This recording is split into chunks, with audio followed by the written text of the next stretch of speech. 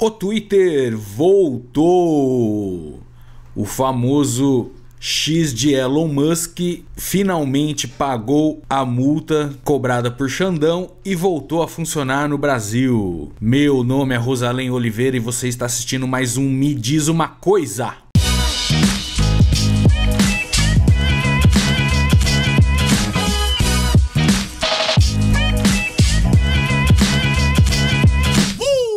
Olá, bom dia, boa tarde, boa noite, comunidade. Estamos de volta. Me diz uma coisa, depois de mais de um mês aí sem gravar nada, por questões de capitalismo, sem conseguir gravar, sem conseguir fazer nada. Tivemos que correr atrás do ouro para poder pagar as contas. E agora sobrou um tempinho, então vamos gravar aqui de novo. Como a gente ficou muito tempo parado, então eu estou com problemas técnicos aqui, que eu acho que desconfigurou o meu computador. E o microfone não funcionava, e só funcionava a câmera. Aí depois, quando eu consegui fazer o som funcionar, a câmera parou. Aí o som do YouTube não saía. Aí eu resolvi o som do YouTube e parou o microfone. E aí agora eu estou aqui com o microfone plugado num lugar, o fone plugado no monitor. Tudo alta tecnologia para a gente conseguir fazer esse programa tão maravilhoso para todos nós. E assim como o Me Diz Uma Coisa, o Twitter também voltou. Olha aí a minha timeline,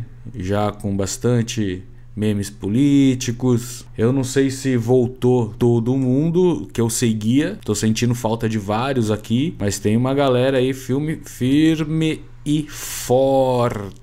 Vamos combinar que é o seguinte, meu, apesar do Xandão estar certo mesmo, tem que cobrar a multa desses bilionários sem vergonha. Eu tava sentindo falta do Twitter, hein? Eu tava sentindo falta do Twitter, tava difícil, eu tava já tentando fazer um programa, vamos dizer assim, faz tempo já, mas tava difícil, eu ia ter que reformular tudo, né? Ia ter que ir direto nas fontes, nos canais de YouTube, nossa, ia ser foda. Aqui no Twitter eu consigo organizar melhor as paradas. Mas agora vamos lá, vamos falar da liberação aqui do Twitter aqui no Brasil, né? Olha lá, e o Twitter já voltou pior do que estava antes, já voltou com fake news. Já, olha aí, vamos ver aqui a notícia do Brasil 247. Liberação do X no Brasil é marcada por onda de fake news contra urnas eletrônicas, né? Estamos aí em período de eleição, não sei quando você vai ver esse vídeo, se já vamos ter as eleições definidas, mas estamos no meio da campanha para o segundo turno, né? A maioria das cidades, das maiores cidades do país. E aí o X voltou, o Twitter voltou já bombando nas fake news. E a primeira que bombou é contra as urnas eletrônicas, claro, para influenciar as eleições, né? Coisa que Elon Musk gosta bastante, não só aqui como no mundo inteiro. Mas obrigado Elon Musk por nos dar a liberdade de expressão e eu poder falar mal de você aqui no próprio Twitter. Obrigado por pagar para me dar a liberdade de falar mal de você na sua própria rede social. Bacana isso, hein? Que legal que é o mundo liberal. Relatório do Instituto Democracia em Cheque revela disseminação de desinformação sobre suposta fraude eleitoral após desbloqueio da rede social. Matéria de 15 de outubro. Vamos ver então como que foi esse retorno aí do Twitter. O retorno do X, antigo Twitter, ao Brasil, após uma decisão do Supremo Tribunal Federal, foi marcada por uma intensa disseminação de informações falsas sobre as urnas eletrônicas e o sistema eleitoral do país. Um estudo conduzido pelo Instituto Democracia em Cheque revelou que nas 48 horas seguintes ao desbloqueio da rede social houve uma explosão de publicações que alegavam fraude eleitoral nas eleições municipais de São Paulo, informa Malu Gaspar do jornal O Globo. O levantamento apontou que mais de 32 mil postagens mencionavam urnas eletrônicas ou fraudes, uma quantidade significativa para um tema específico dentro de uma plataforma como o X. Segundo os pesquisadores, as postagens tinham como foco principal as alegações infundadas de que a eleição foi manipulada para prejudicar Pablo Marçal, do PRTB. Nossa, cara, a mesma conversa de sempre, só muda o cocô, né? As moscas são sempre a mesma. Que não conseguiu avançar para o segundo turno, sendo ultrapassado por Guilherme Boulos, por uma margem de 56,8 mil votos na disputa pela Prefeitura de São Paulo, né? Então aí o Pablo Marçal, que agora tem o seu gado, né? Agora vai disputar aí a maior gadice com o Bolsonaro. Eles vão medir aí quem é que tem mais cabeça de gado agora, da direita. E ele tá usando as mesmas armas que ele viu que já funcionou com o Bolsonaro, né? Ele não é trouxa também. Se tem uma coisa que ele não é, trouxa. E o povo fica embaçando nesse negócio de tornar ele inelegível, de punir ele por alguma coisa, porque Pablo Marçal nessa eleição bateu o bingo ali do Código Penal Eleitoral, né? Ele descumpriu todas as regras, fez todos os crimes eleitorais que tinha, que era possível, ele fez, né? E não foi punido por nada, eu acho que nem vai, e daqui a pouco ele tá na eleição aí de novo, disputando pra presidente agora, fazendo a mesma coisa não, fazendo o pior ainda, né? Que agora que ele já descumpriu todas as regras, os caras vamos mudar as regras para evitar que Pablo Marçal, aí a hora que ele chegar na outra eleição ele já tá descumprindo as regras novas que foram inventadas agora por causa dele. Em descumprir regra, o cara tá sempre na frente, meu. Entre as principais narrativas falsas destacaram-se a de que o resultado das eleições foi fraudado para impedir a ascensão de Marçal, a de que as urnas eletrônicas são vulneráveis a fraudes e que o voto impresso seria necessário até 2026. De novo esse papo de voto impresso. A coisa mais fácil do mundo é você fraudar uma urna de papel, cara. Quanto de conhecimento uma pessoa tem que ter, quanto de estudo na vida a pessoa tem que ter para fraudar uma urna de papel? Qualquer imbecil frauda uma urna de papel. Quero ver fraudar urna eletrônica. Aí, tipo, o cara tem que ser hacker, tem que ser fodão, não é qualquer um, entendeu? Quer dizer, e nem os fodões conseguem, porque é impossível, né? Ela não tem conexão com a internet, nada. Então, é sempre esse papo de aranha aqui, de quem perde, né? E a alegação de que o horário da virada de Boulos sobre Marçal seria semelhante ao momento em que o presidente Lula ultrapassou Jair Bolsonaro na apuração do segundo turno de 22. Enquanto não for urna com voto impresso, haverá fraudes, disse um dos usuários da plataforma em um post compartilhado amplamente.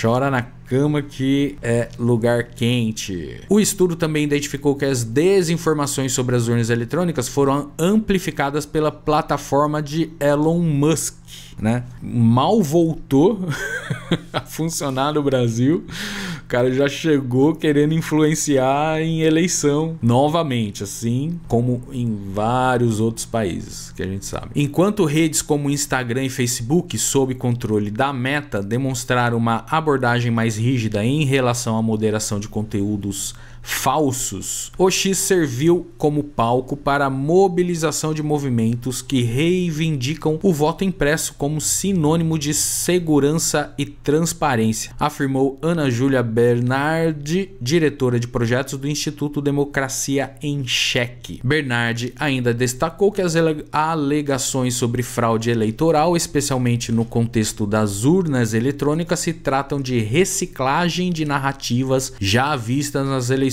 de 22, né? Acabou de falar. Uma dessas postagens, mapeadas pelo Instituto, foi originalmente publicada pelo senador Flávio Bolsonaro em 2020, mostrando um modelo ideal de urna eletrônica que imprimiria um comprovante de voto. Outra imagem, com as cores da bandeira do Brasil, exigia voto impresso auditável, uma repetição de argumentos apresentados durante as eleições passadas. As eleições passadas e, na verdade, esse papo todo de urna eletrônica fraudada começou lá com o Aécio, né? Lá em 2014, se não me engano, foi... Quando que foi a eleição? Acho que foi 2014. Que a culpa não é minha, eu votei no Aécio. Você lembra que saiu esse bordão aí, a culpa não é minha, eu votei no Aécio. E aí um monte de gente na internet... Ai, não sei porquê. Como assim a Dilma ganhou se todos os meus amigos que eu pergunto votaram no Aécio? Eu vi gente na internet falando, dando esse argumento. Ah, isso aí foi fraudado porque eu perguntei pra todos os meus amigos, todos eles falaram que ia votar no Aécio. Então, como que a Dilma ganhou?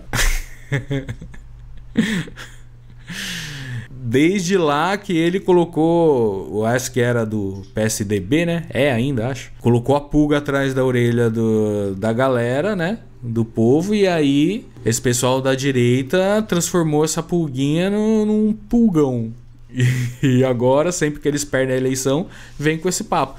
Só que, assim, o pessoal que abraça os discursos deles não pede explicação nenhuma, né? Eles nem querem saber explicação de nada. O pessoal de direita, extrema-direita, sempre tá dominando todas as câmaras de deputado e vereador. Então, assim, eles perdem lá pra presidente, mas os deputados, senadores são tudo bolsonaristas. A urna só foi fraudada pra presidente, pro resto não. Não tem nem argumento. Ó, o impacto das fake news no processo eleitoral.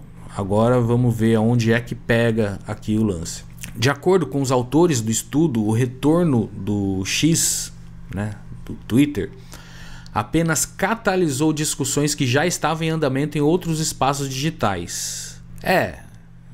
Verdade, tipo, esses papos não é só de Twitter, né? Tem o WhatsApp aí bombando também. Durante o bloqueio da plataforma no Brasil, apoiadores de Marçal e grupos bolsonaristas continuaram a se mobilizar por meio de VPNs para acessar o X, além de utilizarem plataformas como o Discord para espalhar desinformação. Quando o X foi liberado, essas discussões migraram de volta para a rede social de Musk, que se mostrou mais permissiva com esse tipo de conteúdo. Ó, e esse pessoal que usou o VPN, você aí que usou o VPN para usar o X enquanto tava proibido, ó, fica esperto, hein, que o Xandão vai atrás. Diz o Xandão que vai atrás.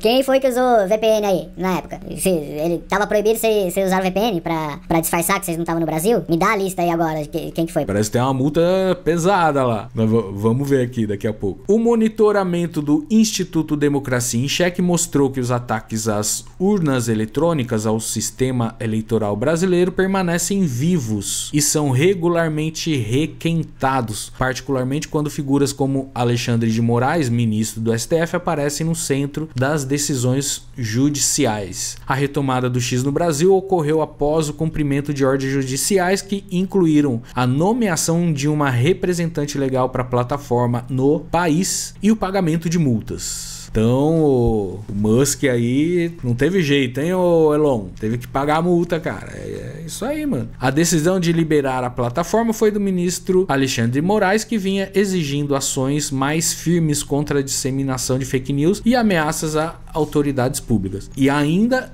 está em discussão se o Brasil vai fazer regulação das mídias digitais, né? Olha isso, ó, o Twitter voltou, como disse no começo, pior do que já tava, já chegou regaçando de fake news e o caramba, principalmente em época de eleição, né?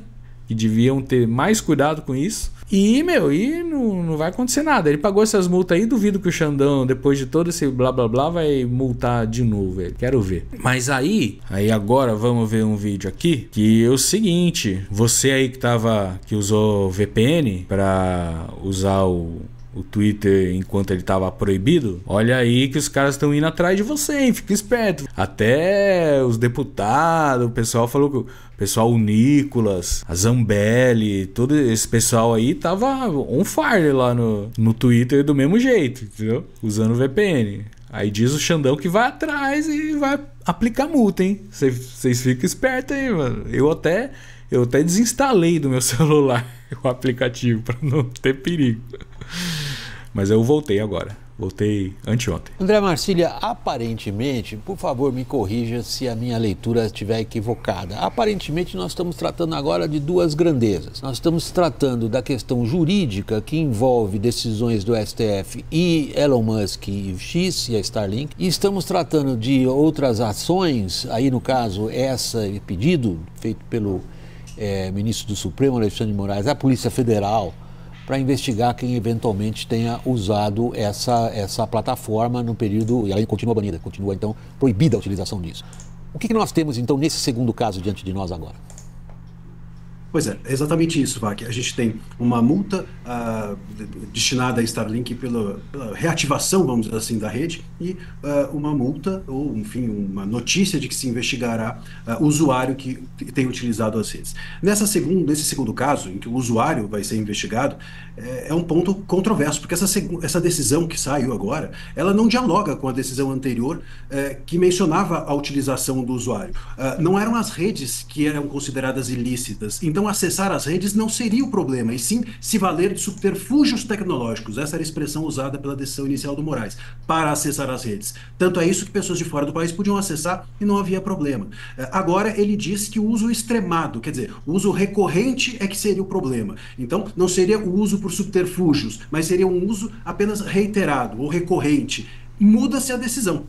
Não sabemos se é uma nova ou se é uma decisão que interpreta de uma forma diferente a própria decisão anterior. Claro, isso gera uma insegurança jurídica nos usuários. Calma aí também, né, Xandão? Se for pra multar essa galera, começa com os grandão lá. Então multa os ricão lá primeiro, pra depois multar os pobrinhos. E aí, quais foram porque não foi só pagar a multa, não. Ele teve que fechar vários perfis de vários bolsonaristas lá, maior galera que espalhava fake news pelo Twitter. Ele foi obrigado a bloquear vários perfis, além de pagar a multa. Quais perfis o Elon Musk teve que bloquear a mando do Xandão para poder voltar a funcionar aqui no Brasil? Luísa, você que conhece tanto o Supremo Tribunal Federal, foi cumprido o prazo e foi dada a satisfação.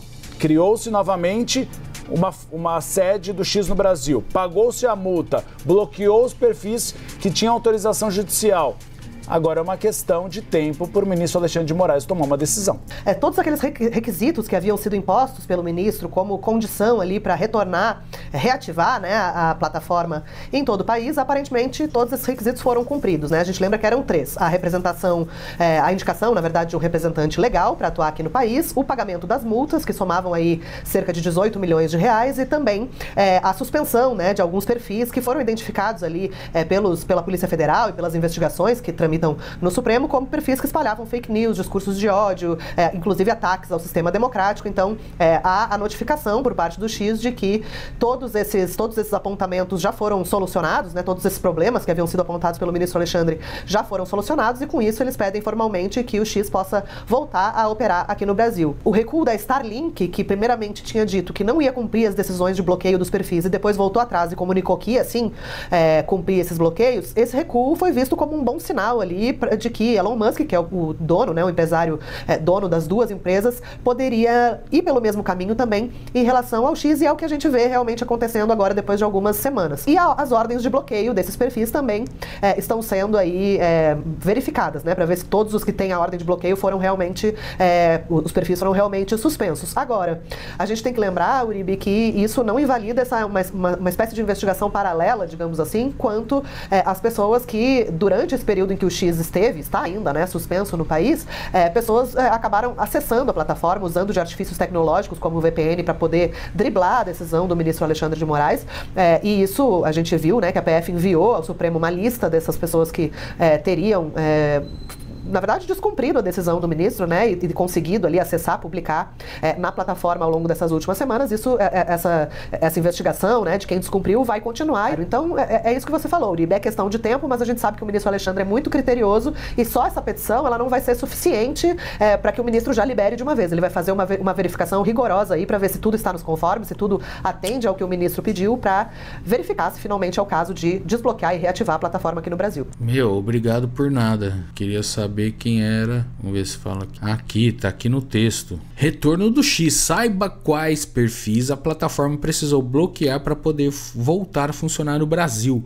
Em petição, advogados da empresa de Elon Musk afirmaram que suspenderam 9 contas mencionadas pela decisão do ministro Alexandre de Moraes do STF. Veja a lista dos administradores das páginas suspensas. Vamos ver aqui quem foi que o tio Elon teve que bloquear para poder voltar o X aqui no Brasil, hein? Além da multa, né? Das multas. Os advogados que representam a empresa X no Brasil informaram ao STF que cumpriram todas as ordens de bloqueios de contas na plataforma determinadas pelo ministro Alexandre de Moraes. Essa é uma das condições impostas por Moraes para que o funcionamento da plataforma suspensa desde o fim de agosto seja restabelecido no país. Além disso, a empresa precisou comprovar a indicação de um representante legal e pagar multas. Agora o ministro analisará os documentos apresentados pela defesa. Em petição enviada à Suprema Corte, os advogados afirmaram que bloquearam as 9 contas que foram mencionadas pela decisão de Moraes. 9 contas só, Xandão? 9 contas só? E tudo isso, o Elon Musk esperneando por causa de 9 contas? Todo esse escândalo porque não quis bloquear 9 contas, cara? Não é possível. Os perfis são administrados por pessoas investigadas por publicações com mensagens antidemocráticas. Veja de quem são os 9 perfis que o X informou ter bloqueado seguindo determinação de Moraes. Vamos ver então quem é o clube dos 9 bloqueados no Twitter, que não vai mais twittar. Primeiro nome, Marcos Duval, que se diz ser da sua arte. Só que aí no caminhão lá do Bolsonaro ele nem conseguiu subir. Como é que é? Não deixaram ele subir no caminhão do Bolsonaro aquela vez, no Carnagado. Que até o Malafaia... Cadê o Malafaia? Que... Só sobe quem tem pulseira verde! Você tem pulseira verde, ô Duval? Não tem, né? Não tem a pulseira verde, não pode subir no caminhão, cara. Só sobe quem tem pulseira verde! Então, primeiro nome, Marcos Duval. Não vai mais twittar. Acabou pra você. ME. Nossa, jovem de 16 anos. Filha de um dos investigados. Ó, não pode nem dizer quem é porque é menor de idade. Né? Menor de idade bloqueado no Twitter. Não poderia nem ter rede social, né? Na minha vida. Se eu fosse eleito ditador... menos de 18 anos, não ia ter rede social, não. Ia ter lá uma rede social do governo. Se quiser, ia entrar na rede social do governo até os 18 anos só. Paola da Silva, não sei quem é, esposa do ex-deputado Daniel Silveira, que tá preso. Olha lá, preso em 2021 após fazer declarações defendendo o AI-5 e ataques ao STF. Quarto lugar, Sérgio Fischer, não sei quem é também. Não há muitas informações públicas sobre Fischer, mas conforme o texto, ele é um dos perfis bloqueados na determinação do ministro Moraes, possivelmente relacionado às investigações sobre publicações com mensagens antidemocráticas. Sérgio Fischer? Não sei quem é não. Josias Pereira Lima, pastor e influenciador digital.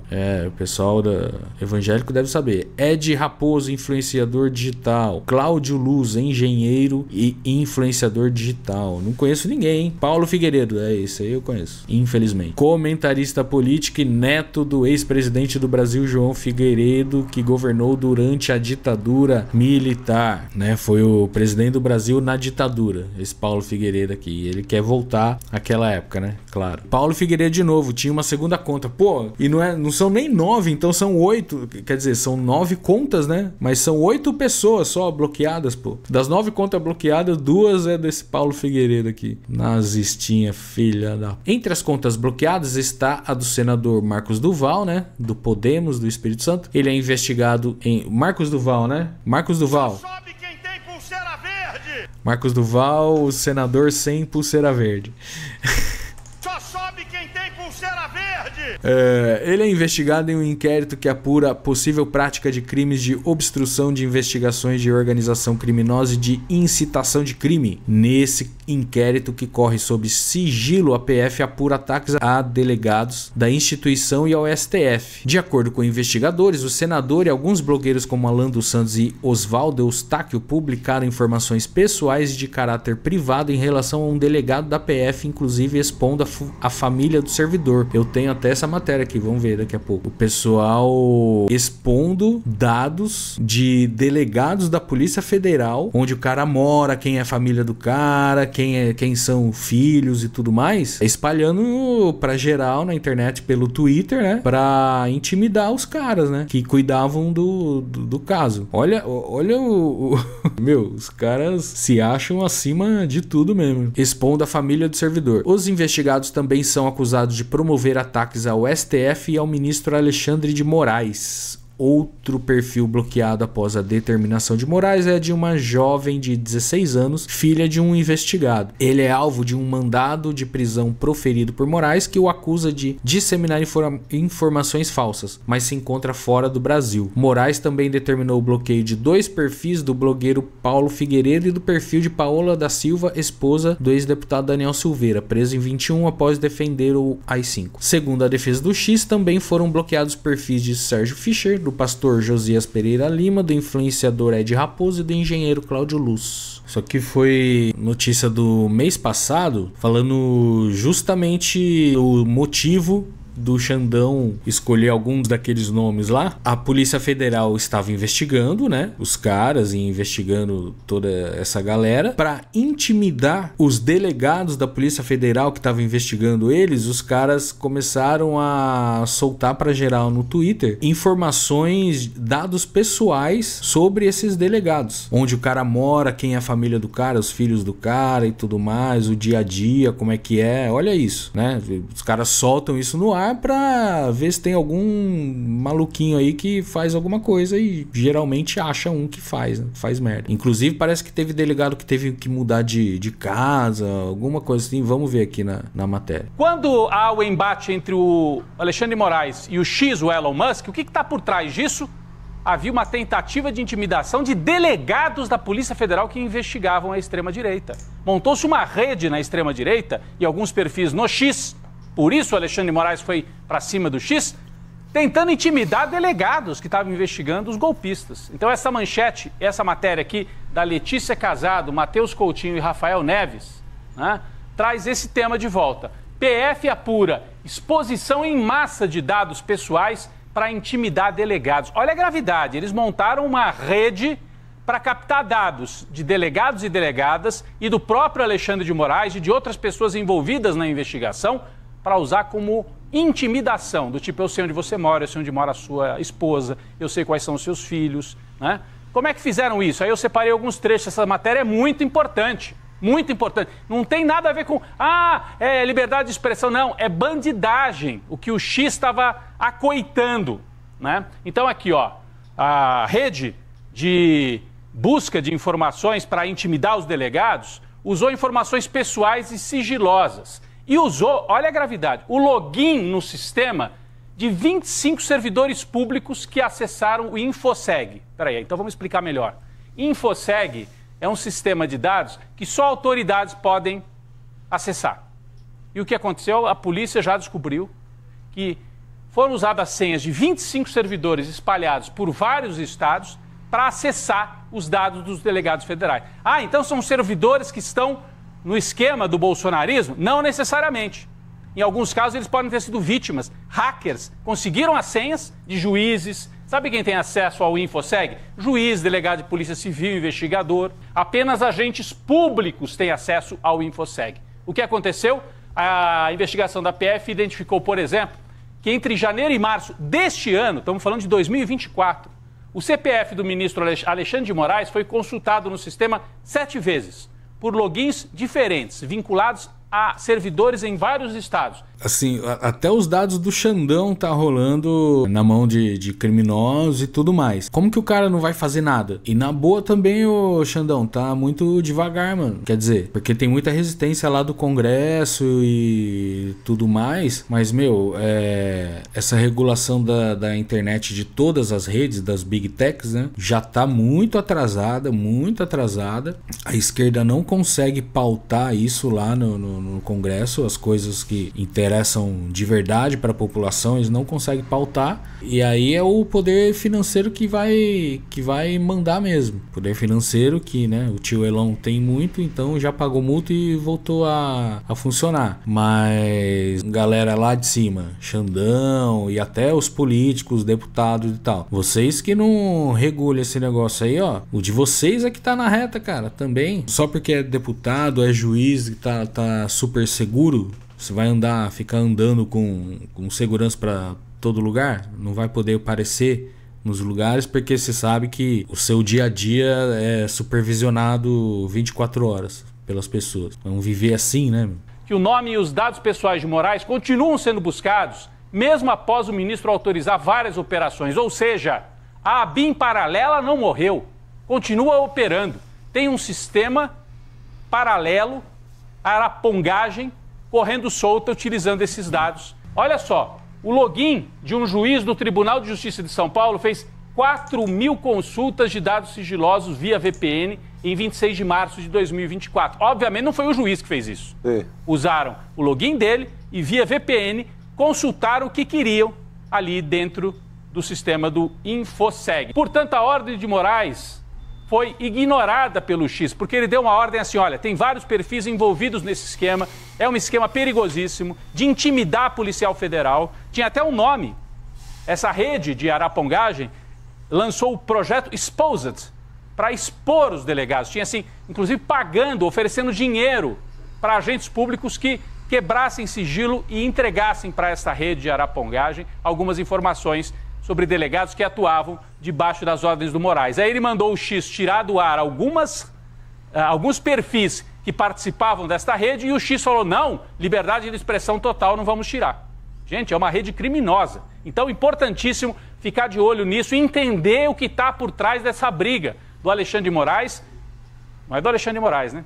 Até eu estava entrando na história. É uma disputa do Elon Musk e do bolsonarismo com o sistema democrático brasileiro, com o STF. Não é personalizado no Alexandre de Moraes, mas é uma disputa das instituições brasileiras, da Polícia Federal, da Justiça, contra essa rede de arapongagem incentivada com dinheiro de fora do Brasil. A matéria fala, inclusive, a Polícia Federal, nessa investigação, descobriu que o grupo de arapongagem ofereceu para uma delegada, ofereceu dinheiro, mandou vários e-mails, ofereceu dinheiro em troca de informação sobre gente que eles queriam expor. Ó, passa pra gente, a gente precisa de dados sobre CNH para mostrar, enfim, eles queriam expor determinadas pessoas ali e ofereceram dinheiro para essa delegada. Então, é um esquema bastante perigoso e mostra o que era enfim, por que o Alexandre de Moraes queria tirar do ar esses perfis que participavam desse esquema. Que doideira, mano. Então é isso, Twitter voltou. Nunca vou chamar de X. Vou voltar a usar, porque tá funcionando. Se cair de novo, foda-se.